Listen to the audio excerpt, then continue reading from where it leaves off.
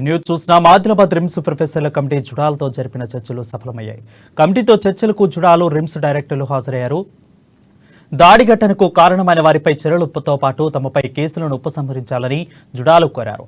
బయట వ్యక్తులు లోపలికి వచ్చిన సమయంలో ఆత్మరక్షణ కోసమే దాడి చేశామని విద్యార్థులు తెలిపారు.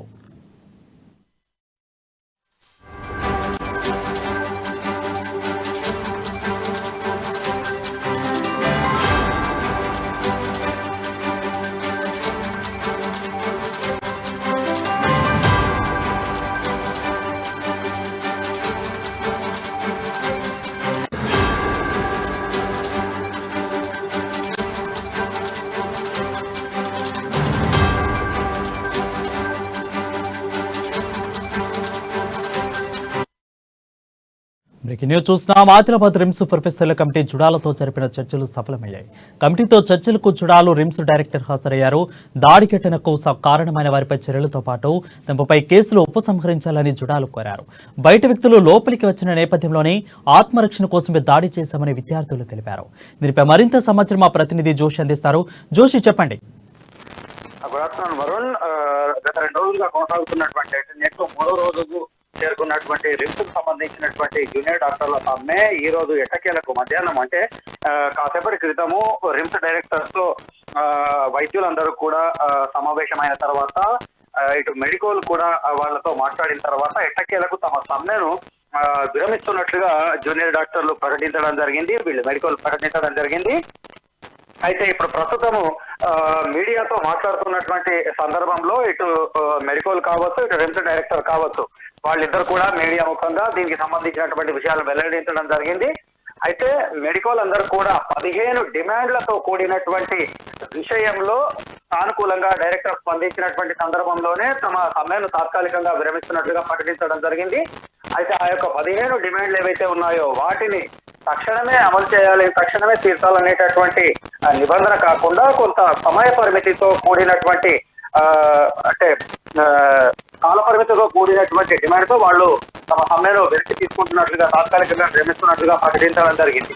అయితే అదే సందర్భంలో రిమ్స్ డైరెక్టర్ జయసింగ్ రాథోడ్ మాట్లాడుతూ ఈ విద్యార్థులు ఎవరైతే ఉన్నారో మెడికల్ కళాశాలకు సంబంధించినటువంటి విద్యార్థుల పైన జరిగినటువంటి దాడి విషయాన్ని ఆయన తీవ్రంగా ఖండిస్తున్నట్లుగా పేర్కొనడం జరిగింది. అదే సమయంలో వాళ్ళు ఏవైతే తన ముందు 15 డిమాండ్లు ఉంచడం జరిగిందో వాటికి సంబంధించి తన పరిధిలో కొన్ని పరిష్కరించేటటువంటివి ఉండగా మిగతావి కొన్ని మెడికల్ కౌన్సిల్ కు పంపించేటటువంటి పరిస్థితులు ఉన్నాయని, అలాగే కొన్ని ప్రభుత్వ అంటే వైద్య శాఖ కార్యదర్శి స్థాయిలో పరిష్కరించేటటువంటి విషయాలు కూడా ఉన్నాయని చెప్పి పేర్కొనడం జరిగింది. వాటన్నిటిపైన కూడా తాము పూర్తిగా దృష్టి సారిస్తున్నామని చెప్పి సాధ్యమైనంత త్వరగా వాటి పరిష్కారానికి తన వంతుగా కృషి చేస్తానని చెప్పి రిమ్స్ డైరెక్టర్ పేర్కొనడం జరిగింది.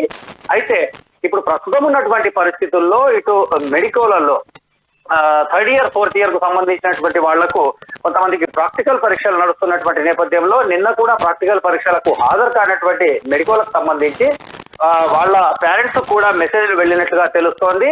అయితే పేరెంట్స్ ఒత్తిడి కూడా మెడికోల పైన ఉన్నట్లుగా తెలుస్తోంది. ఇక మరోవైపు చూసినట్లయితే పీజీ విద్యార్థులు ఎవరైతే ఉంటారో వాళ్లకు సంబంధించి వరుసగా 3 రోజులు కనుక స్ట్రైక్ లో ఉన్నట్లయితే తదుపరి వాళ్లకు భవిష్యత్తులో కొన్ని ఇబ్బందికర పరిస్థితులు ఉండేటటువంటి సందర్భం కూడా అవకాశం కూడా ఉంటుంది అనేటటువంటి నిబంధన వైద్య విద్యార్థులకు సంబంధించి ఉన్నటువంటి నేపథ్యంలో ఎట్టకేలకు ఈ రోజు చర్చలతో ఈ యొక్క సమ్మెను విరమించాలనేటటువంటి సానుకూల దృక్పథంతో విద్యార్థులు వ్యవహరించినట్లుగా తెలుస్తుంది. ఏదేమైనప్పటికీ కూడా ఇదివరకే అంటే మెడికోల పైన దాడికి పాల్పడినటువంటి వారిలో ప్రధాన నిందితుడిగా పేర్కొంటున్నటువంటి అసిస్టెంట్ ప్రొఫెసర్ గా ఉన్నటువంటి డాక్టర్ క్రాంతిని రిమాండ్ కు తరలించడం జరిగింది.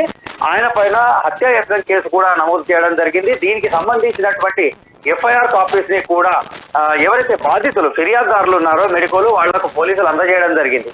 అయితే మరోవైపు ఈ విషయం అంతా ఇది కొనసాగుతుండగా ఎవరైతే మెడికోల చేతిలో గాయపడినటువంటి అంటే డాక్టర్ క్రాంతితో పాటుగా ఇటు రిమ్స్ లోకి వచ్చినటువంటి ఎవరైతే బయట వ్యక్తిగా పేర్కొంటున్నటువంటి సాయి అనేటటువంటి వ్యక్తి ఉన్నాడో ఆయన పైన వీళ్ళు ఎదురుదాడి చేసినటువంటి నేపథ్యంలో ఆయన కూడా చాలా సీరియస్ గా ఉన్నట్లుగా తెలుస్తోంది. ఆయన భార్య సైతం ఇటు 2 టౌన్ పోలీసులకు ఫిర్యాదు చేయడం జరిగింది. అయితే ఆమె ఫిర్యాదును స్వీకరించినటువంటి పోలీసులు దానిపైన కూడా కేసు నమోదు చేసినట్లుగా తెలుస్తోంది. అయితే రాబోయే రోజుల్లో దీనికి సంబంధించినటువంటి పరిణామాలు ఏ విధంగా ఉంటాయనేటటువంటిది కొంత వేచి చూడాల్సినటువంటి పరిస్థితి. మొత్తానికి ఇప్పటికైతే మెడికోలు తమ స్ట్రైక్ ను తాత్కాలికంగా విరమిస్తున్నట్లుగా ప్రకటించడం అనేటటువంటిది ఇక్కడ రిమ్స్ కళాశాలలో నెలకొన్నటువంటి వివాదానికి తెరపడినటువంటి అంశంగా మనం పేర్కొనవచ్చు.